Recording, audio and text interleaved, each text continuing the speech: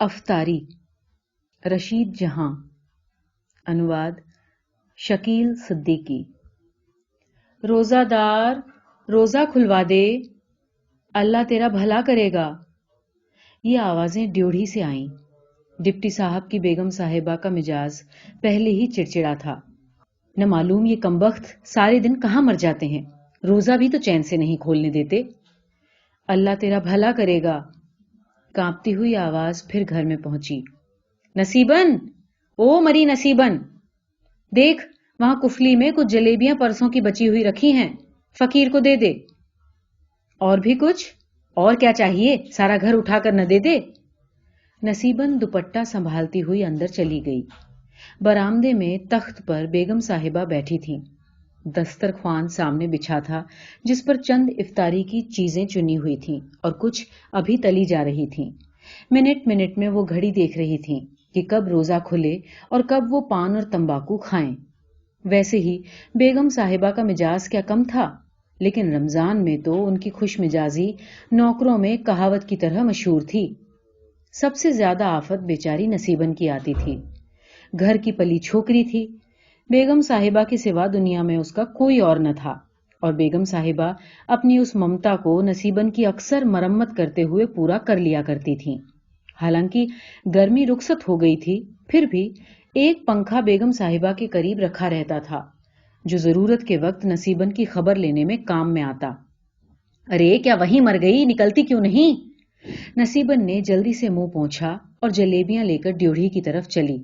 इधर तो दिखा, कितनी है? नसीबन ने आकर हाथ फैला दिया। उसमें सिर्फ 2 जलेबियां थीं। 2? बेगम साहिबा जोर से चीख पड़ी। अरे उजड़ी, इसमें तो ज्यादा थीं, इधर तो आ। क्या तू खा गई? जी नहीं तो। नसीबन मुंह ही मुंह में मिनमिनाई, लेकिन बेगम साहिबा की एक्सरे निगाहों ने जलेबी के टुकड़े नसीबन के दांतों में लगे देख ही लिए। बस फिर क्या था, आओ देखा न ताओ, पंखा उठाकर पिल पड़ी।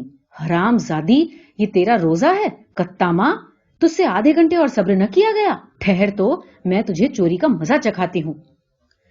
अल्लाह तेरा भला करेगा, अपाहिज का रोजा खुलवा दे। अब नहीं। अच्छी बेगम साहिबा, बस अल्लाह साहब माफ कीजिए, अच्छी बेगम साहिबा। नसीबन गिड़गिड़ाने लगी। नहीं नहीं, अब कैसे नहीं, ठहर तो तू। मुर्दार, तेरा दम निकाल कर न छोड़ा तो मेरा नाम, रोजा तोड़ने का मजा। तेरे बाल बच्चों की खैर, रोजेदार का रोजा। जब बेगम साहिबा बेदम होकर हांफने लगी तो नसीबन को धक्का देकर बोली, जा कमबख्त, जाकर फकीर को ये जलेबियां दे आ, बेचारा बड़ी देर से चीख रहा है। और ले, ये दाल भी दे आ। बेगम साहिबा ने थोड़ी सी दाल भी नसीबन की मुट्ठी में डाल दी।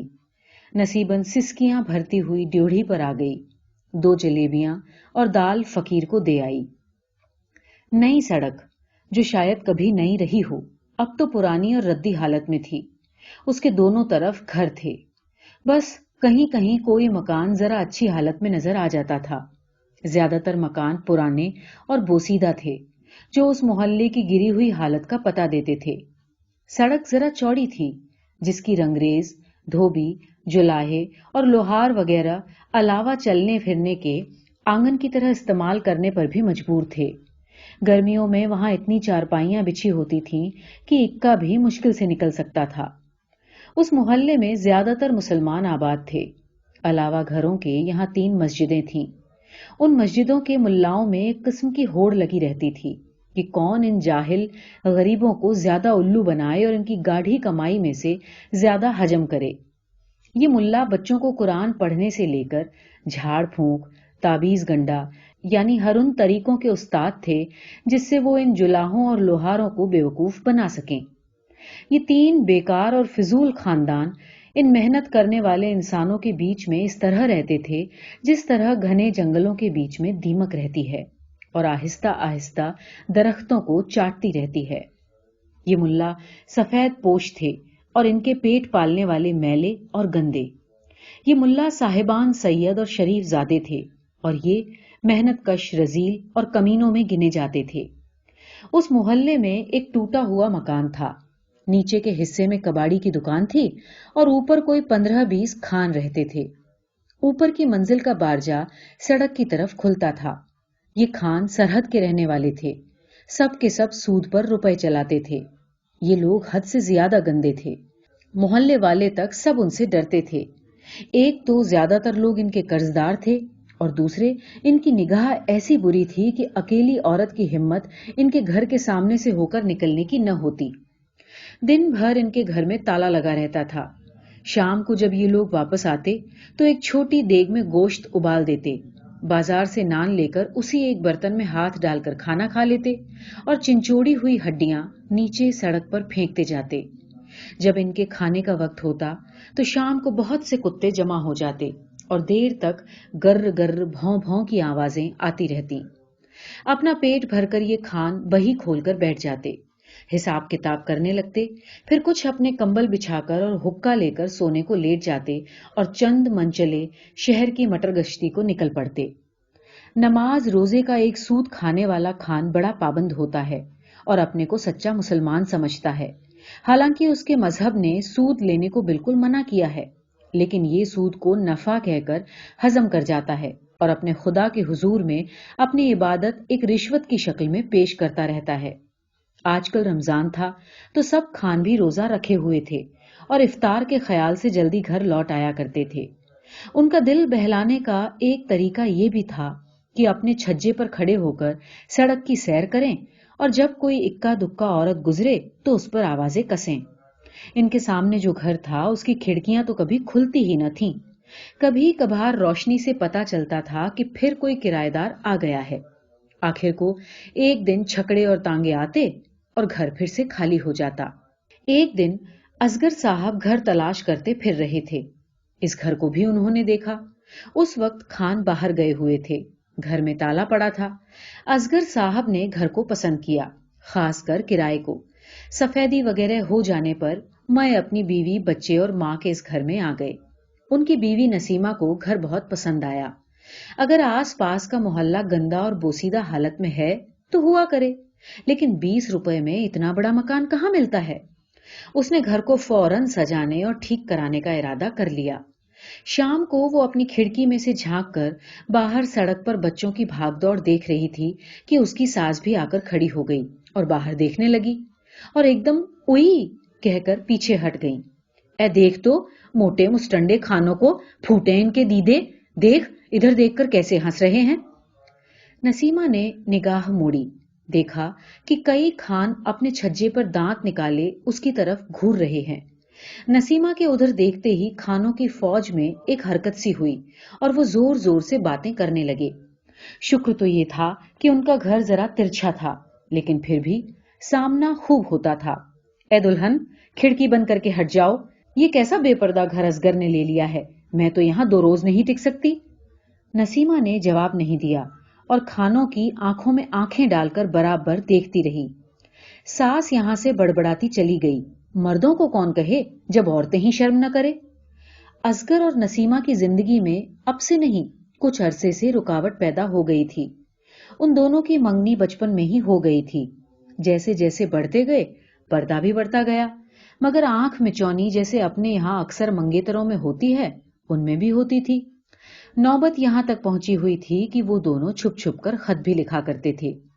اصغر جب کالج میں پڑھتے تھے تو نوجوانی کا زمانہ تھا، طبیعت میں جوش اور ان لڑکوں کا ساتھ جو ملک کی آزادی کا درد دل میں رکھتے تھے۔ اس کی جوشیلی تقریریں اور ویاکھیان انگریزوں کے ظلم، زمینداروں کی بیگار، کسانوں کی مصیبت، سرمایہ داروں کی لوٹ اور مزدوروں کے سنگٹھن کے بارے میں بہت مشہور تھیں۔ بولنے والا تو وہ غضب کا تھا۔ چھاتروں کی دنیا میں وہ ہر جگہ مشہور تھا۔ دیش کو اس سے بہت آشائیں تھی اور نسیمہ کو ان سب سے زیادہ۔ اصغر اپنی کالج کی زندگی کی سب باتیں نسیمہ کو لکھتا رہتا اور جب وہ اخبار میں اس کا نام دیکھتی تو نسیمہ کا سر غرور سے اونچا ہو جاتا۔ اس کی کسی سہیلی کا بھائی یا منگیتر قومی لڑائی میں شامل نہیں تھا۔ نسیمہ نے اپنے کو ایک نئی زندگی کے لیے تیار کرنا شروع کر دیا۔ عقل مند کو اشارہ کافی، ہوشیار لڑکی تھی، وہ اپنے سماج کے روگوں کو اچھی طرح سمجھنے لگی تھی اور ساتھ ہی ان کو سدھارنے کی تصویریں بھی اپنے دماغ میں کھینچنے لگی۔ دیش کو آزاد کرنے اور اس کو سکھ پہنچانے کے لیے ہر قسم کا بلیدان کرنے کو تیاری کرنے لگی۔ آزادی کے نام سے اس کو عشق سا ہو گیا۔ وہ اس پر اپنی جان بھی قربان کر سکتی تھی۔ جیسے ہی اصغر نے BA کیا، دونوں کی شادی ہو گئی اور ساتھ رہنے سے نسیمہ کو پتا چلا کہ اصغر کی روشن خیالی ایک چھوٹے سے دائرے کے اندر بند ہے۔ انہوں نے اتنا تو شروع کیا کہ اپنے چند دوستوں سے بیوی کو ملوا دیا۔ ان لوگوں سے بات چیت کرنے کے بعد نسیمہ کی سوچ اور سمجھ میں زیادہ ترقی ہو گئی اور خود کو آگے بڑھ کر کام کرنے کی خواہش ہوئی۔ ایک طرف تو نسیمہ کا شوق اور جوش بڑھ رہا تھا اور دوسری طرف اصغر آہستہ آہستہ ڈھیلے پڑتا جا رہا تھا۔ کہتا کچھ تھا اور کرتا کچھ۔ جس آسانی کے ساتھ دوستوں کے ساتھ بہانے بازی کر سکتے ہیں، نسیمہ کے ساتھ نہیں کر پاتے۔ کبھی کہتے کہ ابھی تو ہمارے یہاں بال بچہ ہونے والا ہے، پھر یہ کہ بچہ چھوٹا ہے، کبھی کہا کہ وکالت ختم کر لینے دو۔ وکالت ختم بھی نہ کی تھی کہ نوکر ہو گئے، نوکری کی بھی تو سرکاری، اور اپنے پرانے دوستوں سے الگ ہونے لگے۔ آخر کب تک نسیمہ سے اپنے دل کا حال چھپا سکتے تھے؟ باہر تو بیوی بچوں کا بہانہ تھا، لیکن گھر میں کیا کہتے؟ نسیمہ بھی سمجھ گئی کہ یہ کرنے دھرنے والے کچھ نہیں ہیں، صرف باتیں بنانے کے ہیں۔ جب بھی پرانے دوست اتفاق سے مل جاتے تو پھر اصغر صاحب وہی زبانی جمع خرچ شروع کر دیتے، پھر اپنی غیر سیاسی زندگی کو ایک مصیبت بنا کر دوستوں کے سامنے پیش کرتے، اور سب یہی خیال کرتے کہ نسیمہ ہی ان کو بہکانے کی ذمہ دار ہے۔ میاں کی اس موقع پرستی سے دونوں کے دلوں میں گرہ پڑ گئی اور نسیمہ نے ایک خاموشی اختیار کر لی۔ اب تو اصغر کے دوست ڈھیلے ڈھیلے قسم کے وکیل اور سرکاری ملازم تھے، جن میں CID والے بھی شامل تھے۔ نسیمہ کے پاس اکیلے بیٹھتے ہوئے انہیں ایک الجھن سی ہوتی تھی، کیونکہ اگر اصغر کے دل میں ایک چور تھا اور وہ جانتے تھے کہ اس چور کا پتہ نسیمہ کو خوب اچھی طرح سے معلوم ہے، نسیمہ کی ہر بات ان کو ایک تانا نظر آتی، اس کی سرد خاموشی سے ان کو جھنجھلاہٹ آ جاتی اور ان کا دل چاہتا کہ وہ نسیمہ کے خوبصورت چہرے پر ایک زور کا تھپ کر مار بیٹھیں۔ اگر نسیمہ ان سے لڑتی، باتیں سناتی اور تانے دے دے کر دل کو چھلنی کر دیتی تو ان کو تکلیف نہ ہوتی جتنی کہ اصغر کو اس کی خاموشی حقارت سے ہوتی ہے۔ افطار کا وقت قریب تھا، سب خان دریچے میں موجود تھے، کچھ کھڑے تھے، کچھ چائے پکا رہے تھے۔ نسیمہ بھی مائے اسلم کے اپنی کھڑکی سے جھانک رہی تھی۔ اب 2 مہینے کے قریب ان کو اس گھر میں آئے ہوئے ہو گئے تھے۔ خان اس کی صورت اور لاپرواہی کے عادی ہو چکے تھے۔ اب چاہے نسیمہ وہاں گھنٹوں کھڑی رہے، خان اس کی طرف دھیان نہ دیتے۔ اس وقت بھی ان کی آنکھیں، کان قریب کے مسجد کی طرف لگتے تھے۔ افطار میں ابھی دیر باقی تھی کہ ایک فقیر گلی میں سے نکل کر سڑک پر آیا، اور جس طرح وہ ٹٹولتا ہوا چل رہا تھا اس سے ظاہر تھا کہ وہ اندھا بھی ہے۔ اس کا سارا جسم کانپ رہا تھا، جس لکڑی کے سہارے وہ چل رہا تھا وہ بھی مشکل سے تھامے ہوئے تھا۔ اس کی مٹھی میں کوئی چیز تھی جو اس کے ہاتھوں کے کانپنے کی وجہ سے دکھائی نہیں دیتی تھی۔ وہ آہستہ آہستہ بڑھ کر نسیمہ کے گھر کے سامنے ایک دیوار سے ٹیک لگا کر کھڑا ہو گیا۔ دیکھو اماں، اس فقیر کے ہاتھ میں کیا ہے؟ نسیمہ نے غور سے دیکھ کر کہا۔ اماں، کچھ کھانے کی سی چیز معلوم ہوتی ہے، تو کھا کیوں نہیں لیتا؟ روزے سے ہوگا شاید، اذان کا انتظار کر رہا ہوگا۔ اماں، تم روزہ نہیں رکھتی؟ نسیمہ نے مسکرا کر بیٹے کی طرف دیکھا اور کہا، نہیں۔ ابا نے دروگا جی سے کیوں کہا تھا کہ ان کا بھی روزہ ہے؟ کیا ابا نے جھوٹ بولا تھا؟ نسیمہ نے کچھ دیر سوچ کر جواب دیا، تم خود ان سے پوچھ لینا۔ تو اماں، تم روزہ نہیں رکھتی؟ تم جو نہیں رکھتے؟ نسیمہ نے اسلم کو چھیڑا۔ میں تو چھوٹا ہوں، دادی اماں کہتی ہیں کہ جو بڑا ہو جائے اور روزہ نہ رکھے تو وہ دوزخ میں جاتا ہے۔ اماں، دوزخ کیا ہوتا ہے؟ دوزخ؟ دوزخ تو تمہارے سامنے ہے۔ کہاں؟ اسلم نے چاروں طرف گردن گھما کر دیکھا۔ وہ نیچے دیکھو، جہاں اندھا فقیر کھڑا ہے، جہاں وہ جلاہے رہتے ہیں، جہاں وہ رنگریز رہتا ہے اور وہ لوہار بھی۔ پر اماں، دادی تو کہتی ہیں کہ دوزخ میں آگ ہوتی ہے۔ ہاں، آگ ہوتی ہے، لیکن ایسی تھوڑی نہ ہوتی ہے جیسی کہ ہمارے چولہے میں۔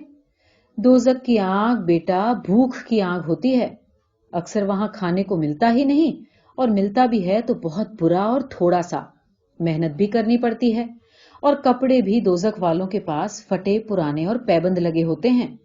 ان کے گھر بھی چھوٹے چھوٹے، اندھیرے، جوؤں اور کھٹملوں سے بھرے ہوتے ہیں اسلم میاں۔ اور ہاں، دوزخ کے بچوں کے پاس کھلونے بھی نہیں ہوتے، कल्लू के पास भी खिलौने नहीं हैं अम्मा, वो दोजख में जो रहता है। हाँ, जन्नत ये है जहां हम और तुम और चचा जान खाला जान रहते हैं। बड़ा सा घर हो, साफ सुथरा, खाने को मजे मजे की चीजें, मक्खन, टोस्ट, फल, अंडा, सालन, दूध, सब कुछ। बच्चों के पास अच्छे कपड़े और खेलने के लिए अच्छी सी मोटर हो। तो अम्मा, सब लोग जन्नत में क्यों नहीं रहते? असलम ने पूछा। इसलिए मेरी जान कि जो लोग जन्नत में रहते हैं वो उन लोगों को घुसने ही नहीं देते। अपना काम तो करवा लेते हैं और उनको फिर से दोजख में धक्का दे देते हैं। और वो अंधे भी हो जाते हैं। हाँ बेटा, दोजख में अंधे बहुत ज्यादा होते हैं। तो वो खाते कैसे हैं? इतने में अजान की आवाज हुई और गोला चला। खान चाय पर लपके और बुढ़े फकीर ने जलेबियां जल्दी से मुंह में बढ़ाईं। कांपना और बढ़ गया। उसके हाथ ज्यादा कांपने लगे तो सर और भी जोर जोर से हिलने लगा।